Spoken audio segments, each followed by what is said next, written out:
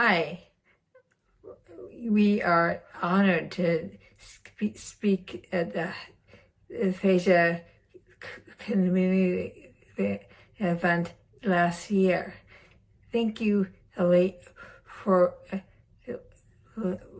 Leanne, for inviting us to join you this year.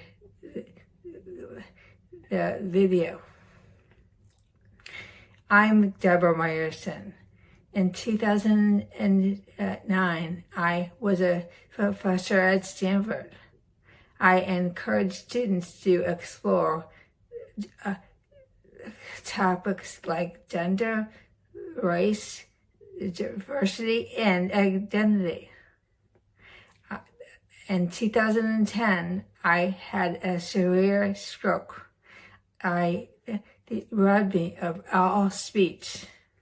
I had to relearn how to make the sound, how to say my name.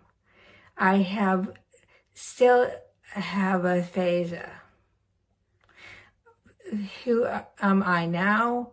I'm alive. For this, I'm grateful and lucky. Many things have changed. I live with disabilities. My right hand doesn't work. I walk with a limp. My speech is really difficult. But some things haven't changed. I cherish the same values, love the same family, work with the same determination. Losing my old life is the hardest part of my stroke. Rebuilding my identity as a stroke survivor with disabilities is the hardest part of my recovery. So I'm Steve Zuckerman, Deb's husband, and for 3 years after her stroke, she did therapy almost full-time, PT, OT, speech therapy. We both thought that with enough work, she could regain her capabilities and go back to life as she knew it. We could go back to life as we knew it. But after 3 years of incredibly hard work, Deb's aphasia was still significant. She couldn't do all the things that being a professor involved, and she had to give up her faculty position. That really triggered an identity crisis for Deb and made both of us realize we would have to build different lives going forward. Deb started to use what she had learned as an academic about identity to look at her own situation. That led her to write Identity Theft, Rediscovering Ourselves After Stroke, a book that I think many of you have read. The writing process, including extensive interviews with more than 20 stroke survivors, made us realize how little help survivors get with their emotional journey in recovery, their journeys to rebuild their identities and rewarding lives in the face of ongoing disabilities. So just under 3 years ago, we started the nonprofit Stroke Onward with a mission of ensuring stroke survivors and their supporters have the resources needed to rebuild identities and rewarding lives. Well, that's the background of our story. But Leanne asked us to share a little bit about our latest project, Stroke Across America. Deb and I are riding across the United States on our tandem bicycle to raise awareness for stroke and aphasia. We talk a lot in our work about how important it is for survivors and their care partners to figure out what's really most important to them as individuals and, when in a relationship, as couples. And we talk about adaptation as a key approach, finding ways to do what's important, even if the old way is no longer available. For us, exercising, the outdoors, seeing new places, all are things that rose to the top for us. Riding bikes together was a big part of our life before Deb's stroke, but she could no longer ride a bike alone. And the spasticity caused by her stroke, muscle cramps that persist today, often got in the way. For about 4 years, we experimented and adapted with a lot of different bikes until we found a ride that really worked for us. Stroke Across America isn't just about us riding across the country. It's a 3.5-month national event to raise awareness about stroke, aphasia, and the importance of rebuilding identity and recovery from traumas like stroke. And it keeps growing, somehow. It just keeps growing.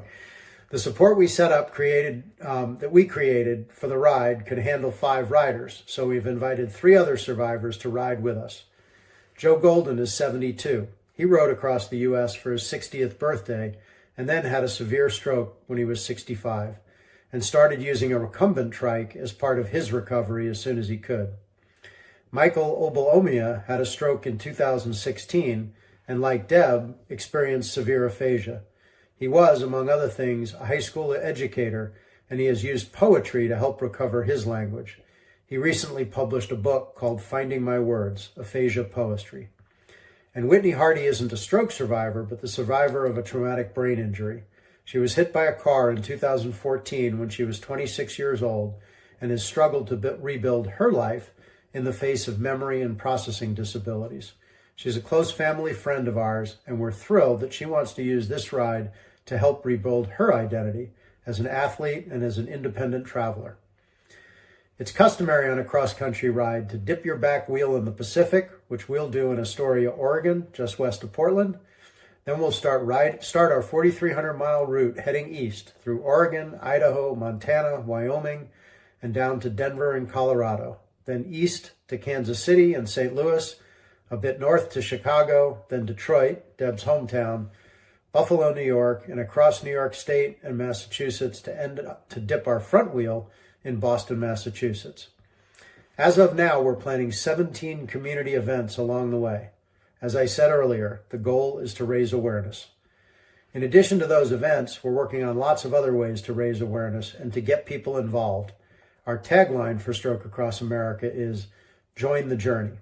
And that's not just the journey across America. That's the journey to help make healthcare for stroke survivors better. We'll be updating our website daily with blogs, videos, and pictures once we get riding. We're working on a way for people along the route to ride with us for part of a day. A bike tour outfitter created 5 segment tours for us. People can take a fully supported bike vacation for a week and ride along with us.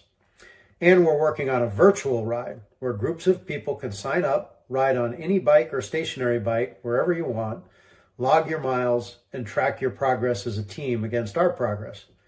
And for those who can't ride a bike of any kind, we're working on ways teams can translate other activities, walking, adaptive sports, and the like, into the biking miles they can enter. Truth be told, we're still building this ship even as we're starting to sail. So lots more details to come on all those opportunities. And at the end of this, we'll have our website address. At the end of this video, we'll have our website address where you can find all the latest information and sign up for periodic bulletins we're sending as new features of the journey are put in place. So if you're interested in following our progress, or hopefully joining the journey in some way, please do go to our website at strokeacrossamerica.org. Or you can get there from a homepage of our Stroke Onward site too.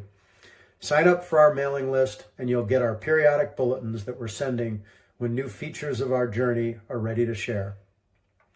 Thank you for including us on an event for up the great work. Thank you. Thanks.